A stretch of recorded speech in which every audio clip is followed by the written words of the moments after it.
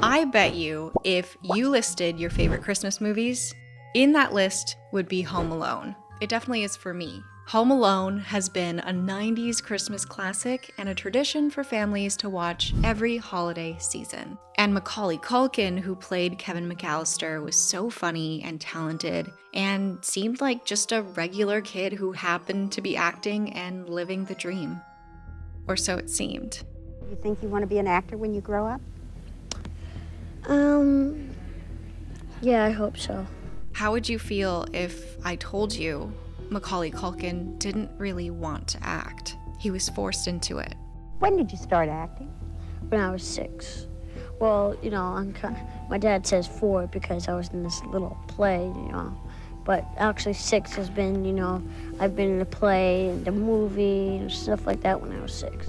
Hi, my name is Isabel, but you can call me Izzy. And today I'll take you through the life of Macaulay Culkin. A cautionary tale of what it really means to be the biggest child star of the 90s.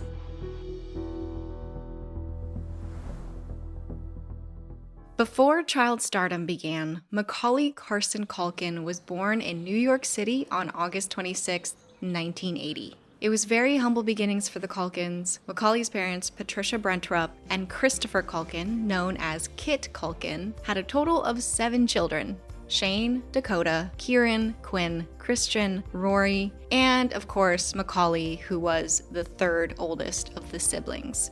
Kit and Patricia raised their children in a small, cramped railroad-style apartment on East 94th Street and 2nd Avenue in Manhattan. Macaulay has described the place as basically one long hallway separated by doorways with no doors. Yeah, they stacked us on top of each other. It was a 4-room apartment for 9 people. What the hell were they thinking? That's exactly the phrasing I said to her. I said, Mom, what the hell were you freaking thinking? Despite living in a small apartment for a big family, Macaulay remembers this time as all right times for the family. Things didn't get really bad until later on. Money was very tight at the time, especially with 7 kids. Macaulay's dad was a former actor but took a job as a sacristan at New York's St. Joseph's Church on the Upper East Side so that he could afford giving his young kids a Catholic school education. Meanwhile, Macaulay's mom, Patricia, was a telephone operator for a casting agency. Kit Culkin had been a child actor and dancer himself. His mom was very hands-on with his career, but he couldn't really find the type of success his sister Bonnie Bedelia did. Bonnie became a film actress and was actually able to work very consistently, while Kit only got minor and chorus roles on and off Broadway, and a background part in the original 1961 movie musical West Side Story. Other than that, his career basically dried up quickly over time. Perhaps wanting to live vicariously through his children, Macaulay's father influenced his older children to pursue the performing arts. Putting your kids into performing arts is a great way to bolster self-confidence and creative expression, but if it's done for the selfish means of the parent, that's when things get really unhealthy. Kit Culkin was exactly what you'd call a stage dad, and we will soon find out why people would refer to him as the stage dad from hell. At first, Kit wanted their oldest, Shane, to be an actor. Little Macaulay would just tag along to these auditions.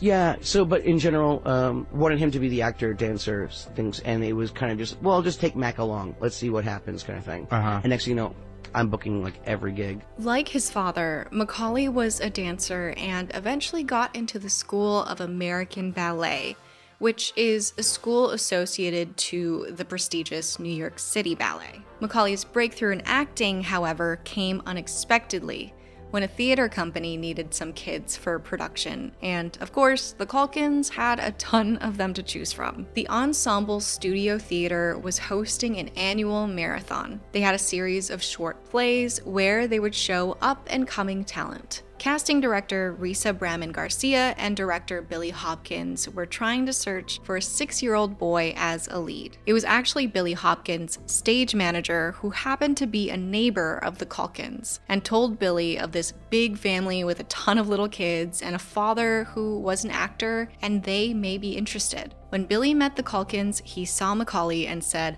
I think that's the kid. In 1987, Billy Hopkins directed Macaulay in his very first stage performance, a comedy called After School Special. During this time, Macaulay's family was still struggling financially, so much so that Billy Hopkins had to use his own money to make sure Macaulay would get to and from rehearsals. The crew would even find Macaulay crawling under the bleachers in the theater to look for change. His parents weren't really very money savvy, and they didn't quite know how to handle finances properly. One of the casting director's assistants even had to show Patricia Brentrup how to open a bank account to deposit the $250 check Macaulay got for the marathon he did previously. Macaulay was fearless as a child. He was daring with natural performing instincts, and he had charisma and an X factor. The audience really could not take their eyes off him. And meeting Billy Hopkins turned out to be the catalyst for his future success as a child star. Because aside from being a stage director, Billy also worked as a casting director for a lot of John Hughes films.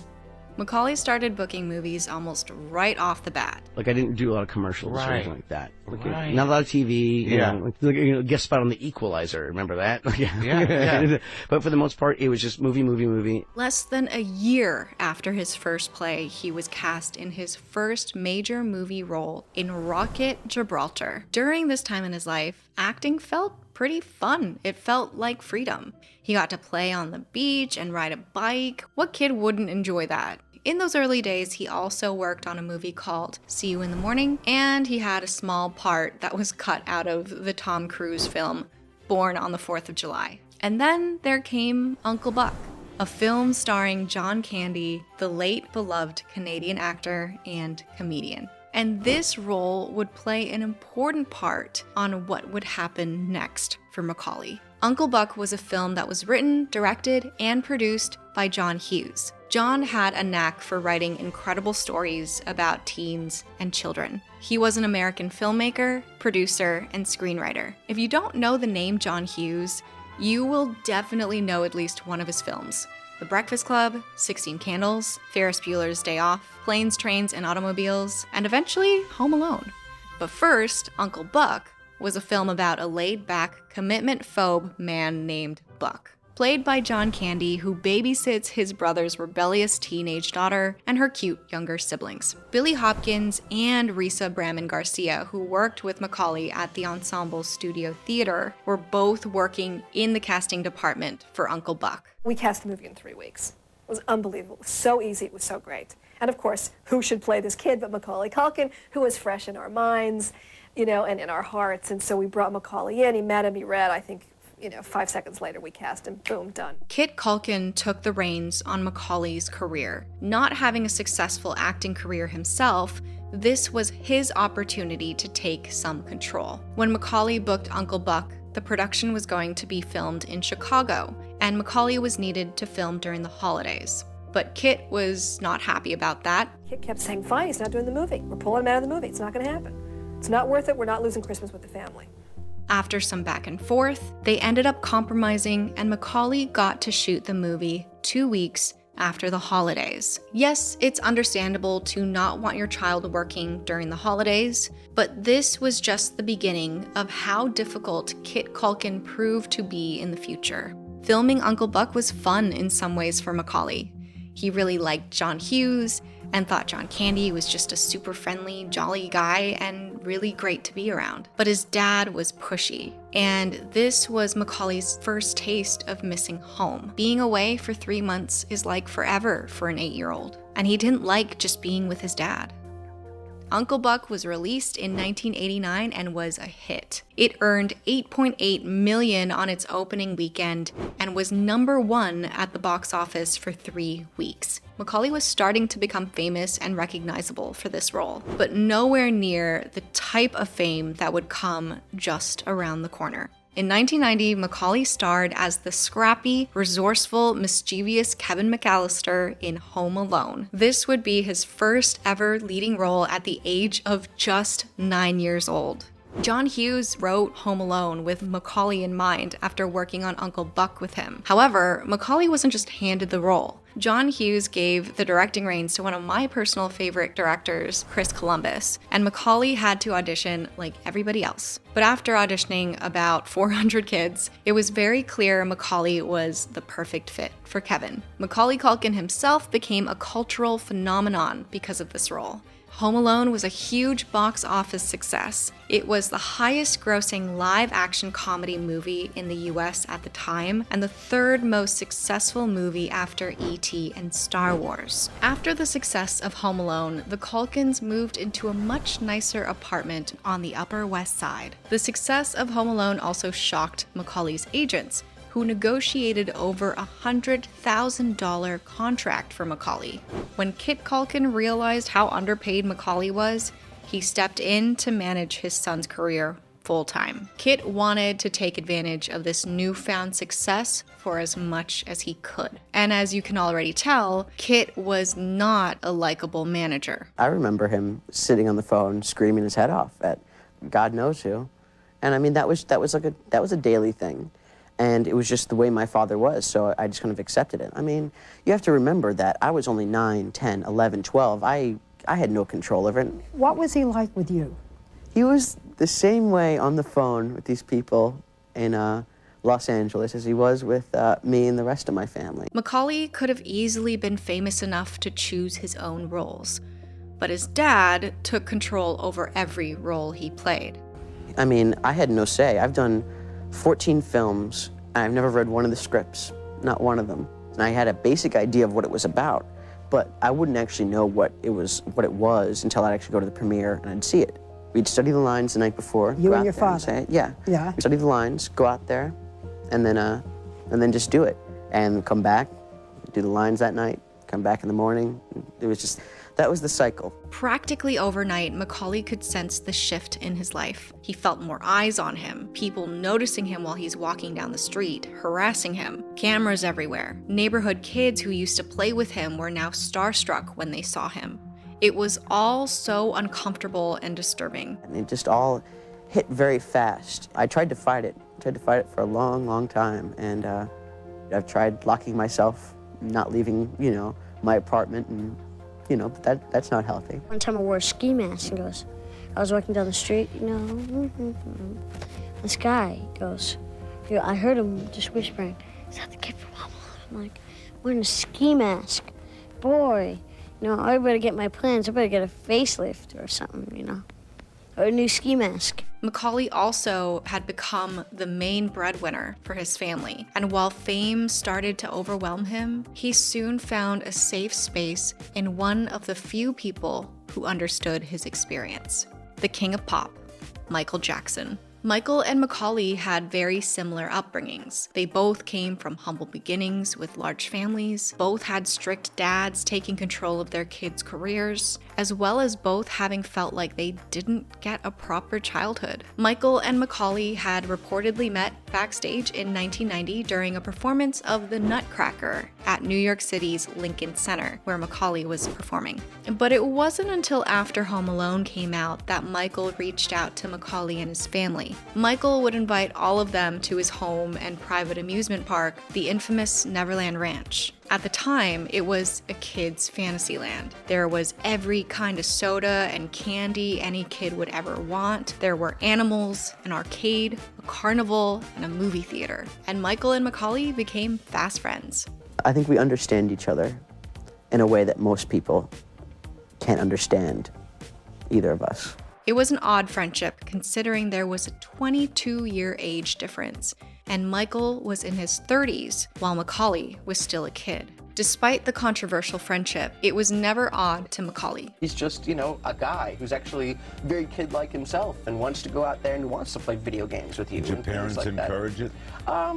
They weren't against it. It wasn't like they encouraged it or like pushing me upon it. It was just kind of like I wanted to hang out with them and they were fine with it. Macaulay would consider Michael to be his best friend during a big portion of his life, even appearing in one of Michael's music videos for Black and White. To Macaulay, Michael was just a big kid and a jokester, the schoolmate he never had. Macaulay even became godfather to Michael's children. Neverland Ranch was a place where Macaulay could let down his guard for a while and not fear the outside world.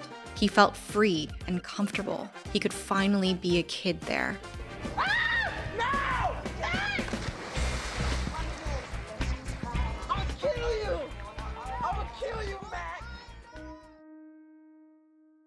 However, in 1993, Michael Jackson was accused of child SA, but was not charged, citing lack of evidence, and the case was settled out of court. Later, in 2003, new accusations surfaced again, and in 2005, Macaulay testified at Michael's trial, dismissing the allegations against Michael.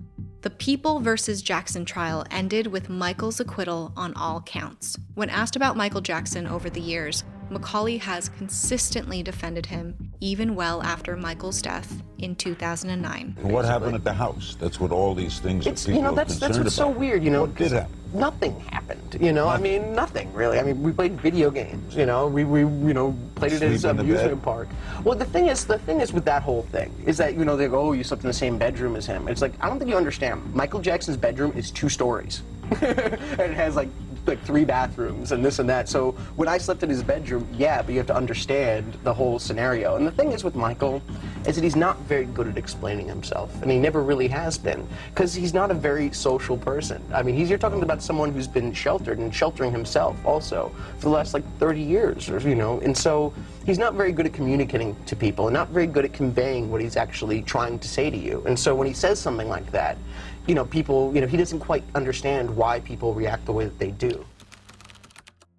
So after Home Alone's huge success, Kit Culkin went to work negotiating Macaulay's pay. Kit was intimidating, and people did not like working with him. But people wanted to work with Macaulay. So for his next film, My Girl, Macaulay reportedly got $1.5 million. For the record, My Girl performed very well at the box office, and people praised Macaulay's performance.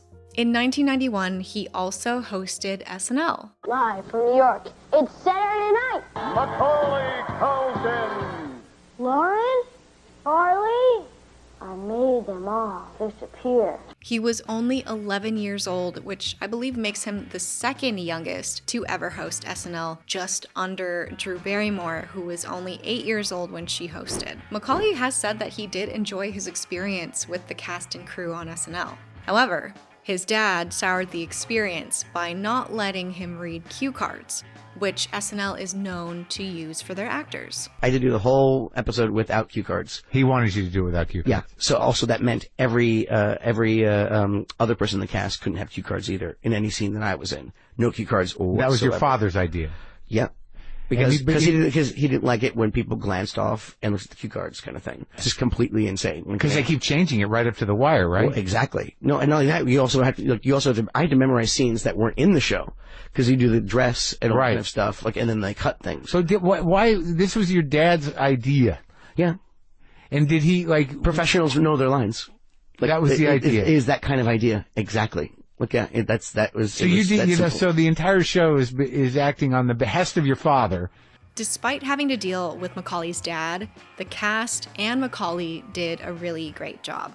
Kit Culkin had immense control over his son's career at this point. He really wanted Macaulay to star in more dramatic roles, so that's what Macaulay did. Everything that Kit was doing wasn't necessarily just about the money, but it was also about power. He demanded 20th Century Fox give Macaulay the role of the evil kid in the movie The Good Son, a movie starring alongside Elijah Wood. An actor named Jesse Bradford was supposed to star as the lead, and shooting was about to begin. But Kit, again trying to use his power to get his way, threatened to pull Macaulay from Home Alone 2 if Macaulay didn't get the part Kit wanted on The Good Son, and also demanded a role for his daughter Quinn. After an initial power struggle, they agreed to give Macaulay the part. The crew was so upset about this that the writer and director of The Good Son walked out on the project. And by the way, once again, Macaulay got $1 million for that project. With Kit quitting his job to manage his son's career full-time, Macaulay couldn't escape his dad. They even had to spend a lot of time on location together. You disliked him all through it. Yeah, and he disliked me too. Like, we didn't like each other. Really? Yeah. But then all of a sudden, imagine this man who you dislike kind of thing, and he dislikes you. Now I become the sole, focus of him when I start earning. So now all of a sudden I'm going around the country, locked in a room with a guy who doesn't like me. At this point, Macaulay was getting very tired of the spotlight. Did you have any say in whether or not you worked when you were young? Not really, no. Yeah. It was, after a while, it became, like I said, a job, and it was, I never chose the projects. They were, my parents, essentially, chose them for me. So they so were it was kind of good news, Macaulay. Yeah, exactly. When he wasn't working, he would stay home as much as he could. He was starting to become scared of even leaving his house because fans would be too much for him. Fans were just screamed when they said, they didn't know how to react. It wasn't like a normal response to a celebrity. He had the fans responded in a very abnormal way to him. Macaulay was exhausted and desperate to get out of his father's control. So I remember I went up to my father and I asked him, I said, I think I need some time off. I'm really, really exhausted. And he said, yeah, sure, no problem. And the next thing I knew, I was on the next set, doing the next thing. And my brother and me slept on the couch. We didn't even have our own bedroom. I mean, I was making, forget about how much money I was making, but I was sleeping on the couch. And I think it was just a way of him wanting to break my spirit. He wanted me to know, and my brother to know, that he was in charge, and that if he didn't want us to sleep on a bed, we weren't going to sleep on a bed. Kit was very tough on Macaulay, and Macaulay believed a lot of Kit's feelings about Macaulay stemmed from jealousy. Oh, he was jealous. I think so. I everything that he tried to do in his life, I excelled at, before I was 10 years old. Right, but he was behind that in some way, right? I mean, he gave you he pushed you into those opportunities. Sure. Yeah, sure. So, but I don't understand. And also, he did the negotiation kind of stuff. But it was also kind of I was just good at. I was a better dancer than he ever was. I was a better actor than he was. Right. I was I was just better and more successful at those things. But how did that dislike manifest itself when you're 8 years old? I mean, how do you feel that, going through all that? He was a bad man. Honestly, he was a bad man. He was abusive and physically and mentally. I mean, I can show you all my scars if you want to, but he was a bad dude kind of thing. Just to you? No, across the board. But I started catching the brunt of it after a while because you were there with him all the time. Yeah, exactly. God bless the rest of my family. They would always get these respites whenever I was off doing a gig. By the time Home Alone 2 was in the works, Macaulay was reportedly paid $4.5 million for the sequel, the biggest ever salary for a child star at the time and much bigger than what he got for the first film. When Home Alone 2, Lost in New York, was released in 1992, it was also a success, opening with $31.1 million in the US and Canada on opening weekend. At the age of 13, Macaulay got offered the film role for The Nutcracker. His dad being a ballet fan and a fan of The Nutcracker, he wanted his kid to do this role. And instead of doing the film for the regular multi-million that Kit was negotiating, Kit was open to his son doing it for scale because of the artistic significance. Though, of course, once production began, Kit had demands. Not only did one of the producers not get along with Kit, but Kit wanted demands that no parent of an actor should be making. He wanted narration to be added to the production, so they did, but once the film was complete, he changed his mind. And unless they did so, he would not let Macaulay promote the film. The producers put their foot down and said no, and Kit did in fact stop Macaulay from promoting the film. And the film did terribly at the box office. Despite what happened with The Nutcracker, Kit Culkin could still manage to get Macaulay 2 separate $8 million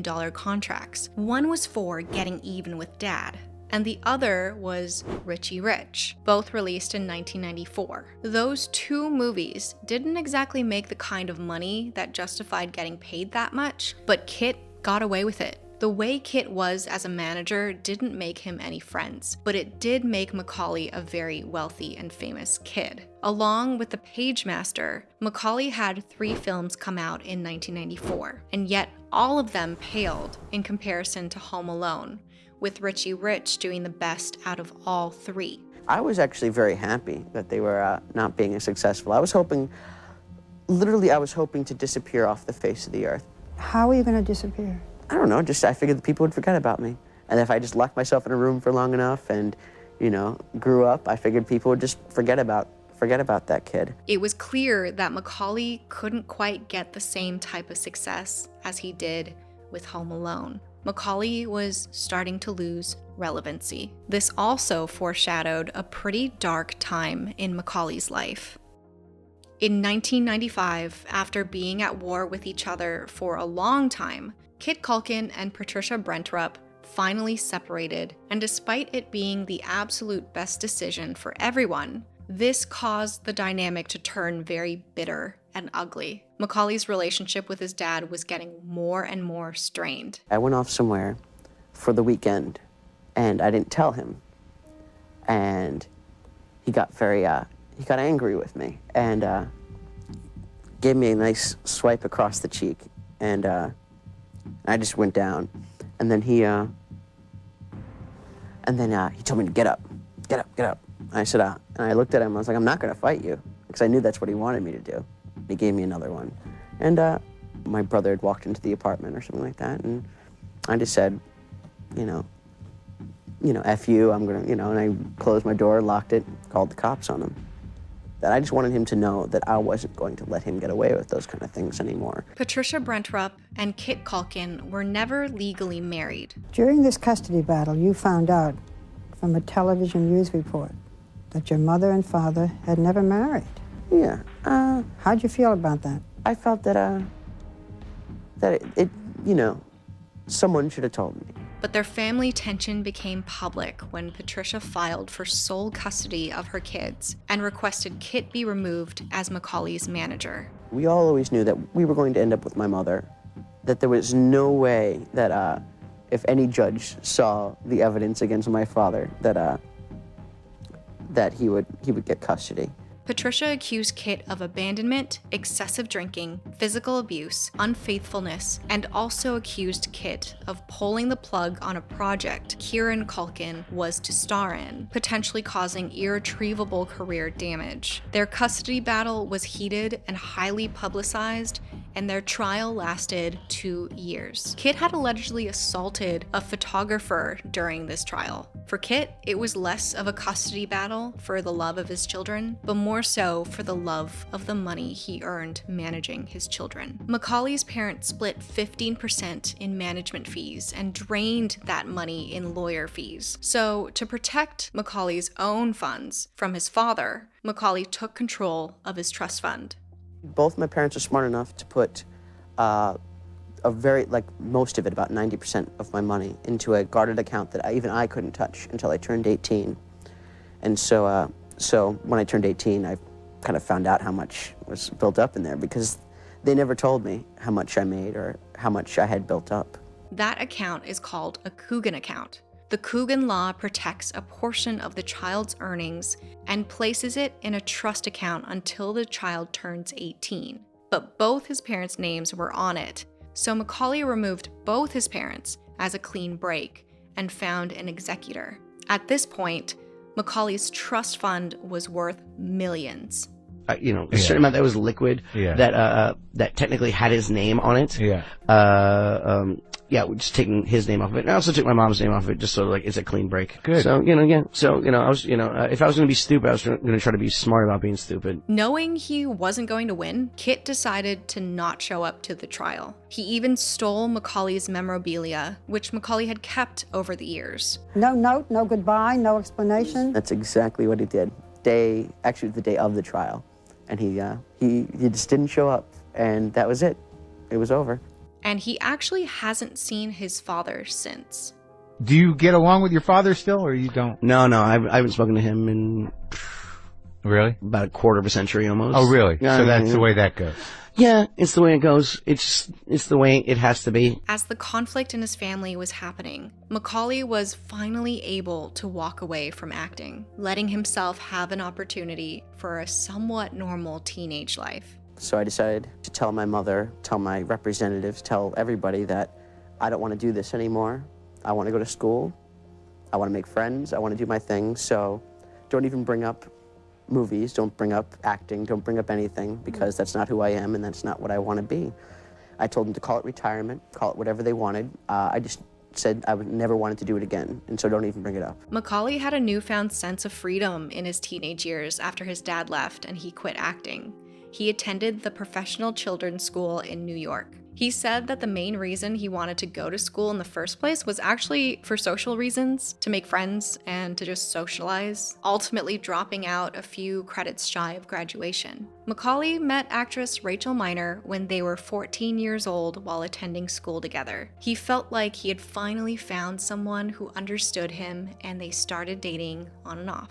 They were young and their relationship wasn't exactly the healthiest, breaking up about 3 times. And then, thinking marriage could prevent another breakup, Macaulay proposed. He and Rachel were married in a private ceremony in Connecticut at only 17 years old. During this time, the media and public were starting to question whether he was going down the wrong path. He hung out with a group of friends his age for the first time and started smoking, dyeing his hair, drinking, and vandalizing the occasional parking meter. A lot of people, I think, feel because you were a child star that you have spent the last 6 years battling drugs and alcohol and spending all your money.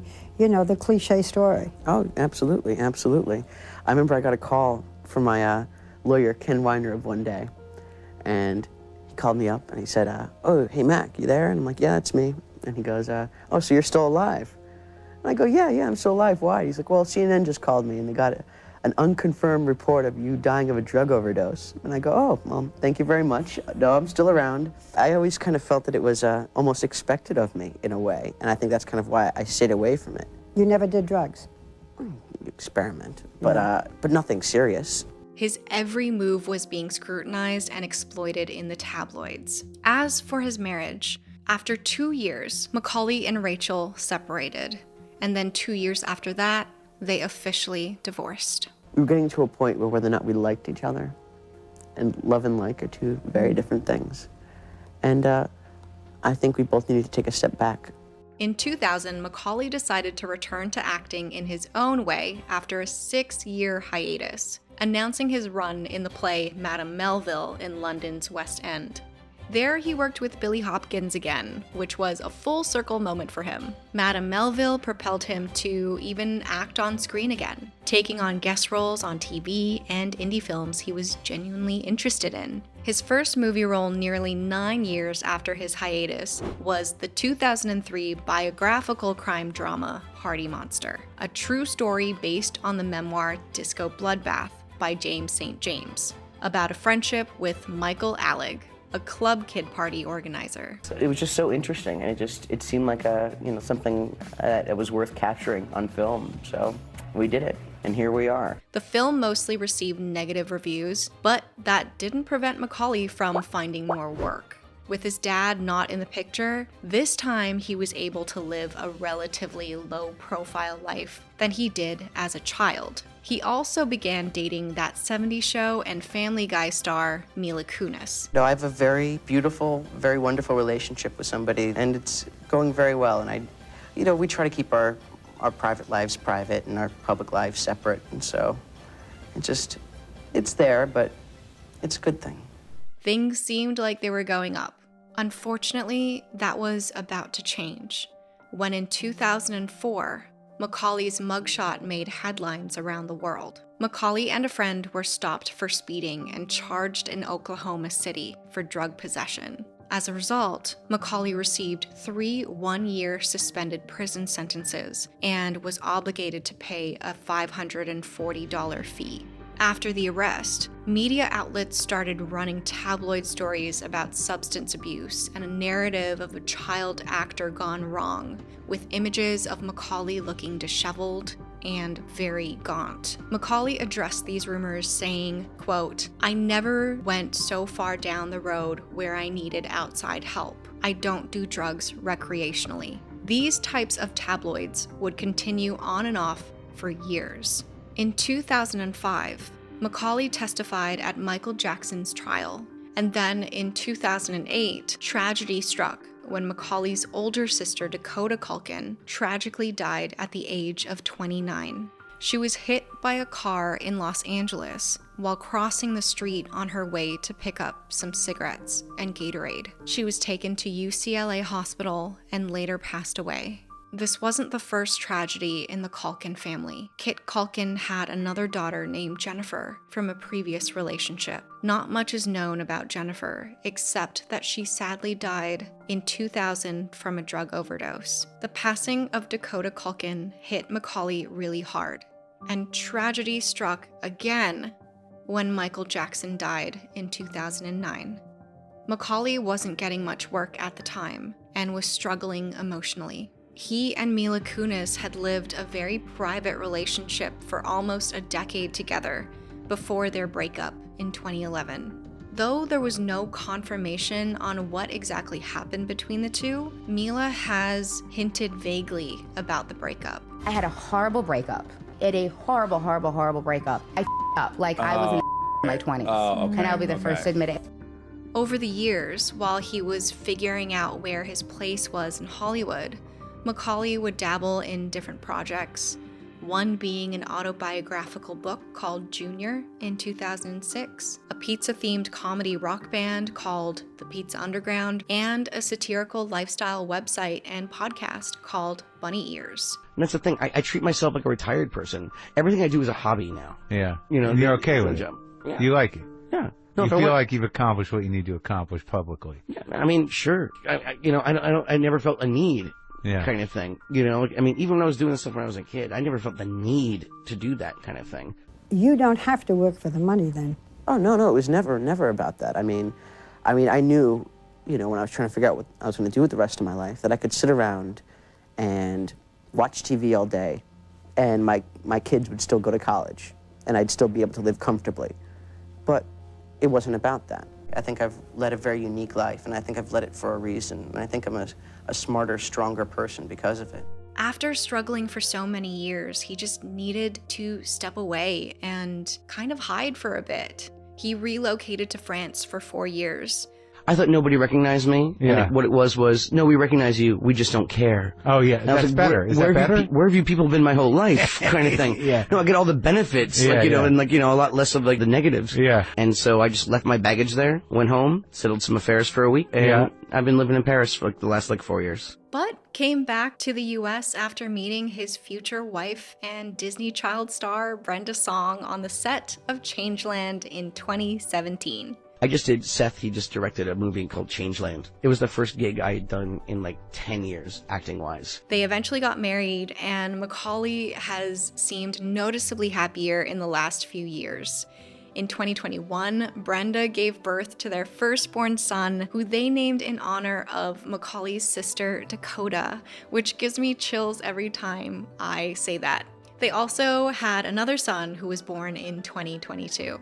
Brenda has become a positive and encouraging light in Macaulay's life, and over the recent years, he's been able to gain more creative momentum, working on multiple shows and voiceover projects, and redefining his personal relationship to acting. He has also appeared in a few podcasts and even has received his star on the Hollywood Walk of Fame. Lastly, but not leastly, I'd like to thank Brenda.